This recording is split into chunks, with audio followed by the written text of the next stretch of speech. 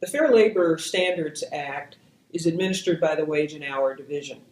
The Act establishes standard minimum wages, overtime pay, and record keeping, as well as addresses child labor. Many states have wage and hour laws and requirements that may be more in depth than the FLSA. It's important to remember that both the federal and the state wage and hour laws must be adhered to. Now, there are two classifications of employees, exempt and non-exempt. Certain employees who are not paid minimum wage and overtime are considered exempt employees. And they have to meet certain tests regarding their job duties and be paid on a salary basis for at not less than $455 per week. It's important to remember that being salaried is not does not make an employee exempt. And there are employers who think that if I just simply give my employee a salary, then that employee is automatically exempt. And there are some lawyers who actually think that that's the law, but that is not the law.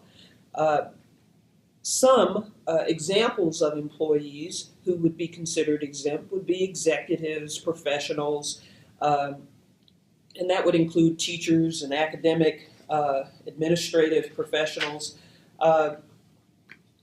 and outside sales employees and certain skilled computer professionals. Exempt employees do not receive overtime. Now, non-exempt employees don't meet the requirements for exempt employees.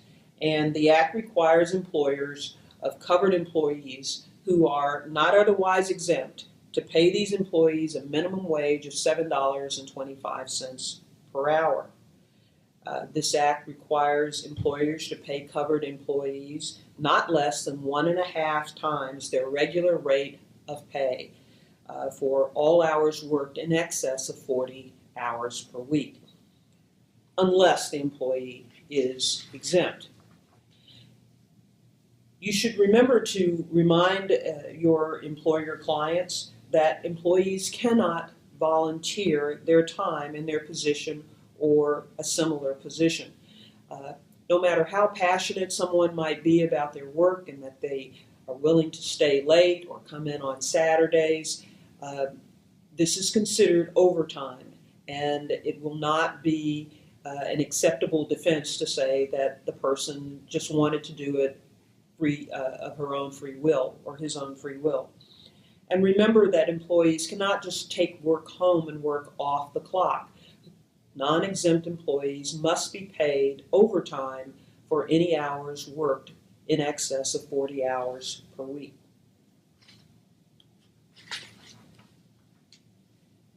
The FLSA does not require employers to provide meal periods or rest breaks for their employees.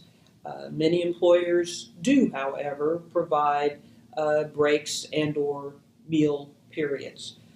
These breaks are of short duration, somewhere between 5 and 20 minutes, and that's usually the common the amount of time that employers provide. As a general rule, rest breaks are considered hours worked, and meal breaks are not considered hours worked.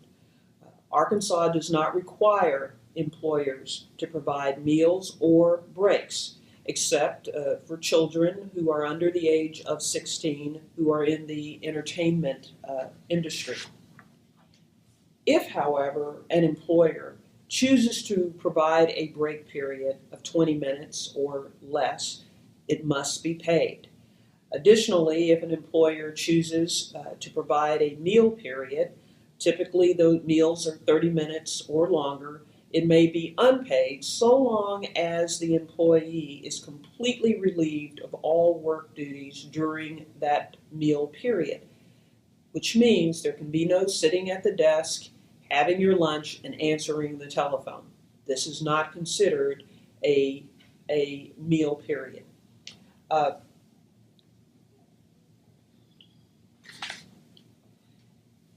The other important aspect of the FLSA is that it requires employers to keep accurate time records. And even though time clocks are not required under the FLSA, I would recommend that if an employer can afford a time clock, that's what the company should have, because it is much easier to keep accurate records with a time clock than doing it manually. But if timesheets are used, the timesheets should list the arrival time, departure time, and any break times that an employee would take. The FLSA does not address flex time, and you know that's one of the types of work scenarios that we have today. A lot of people are on some type of flex time with their employer, and so. But the FLSA doesn't address that. This is really something between the employer and the employee. It's an agreement that may be reached between the two parties.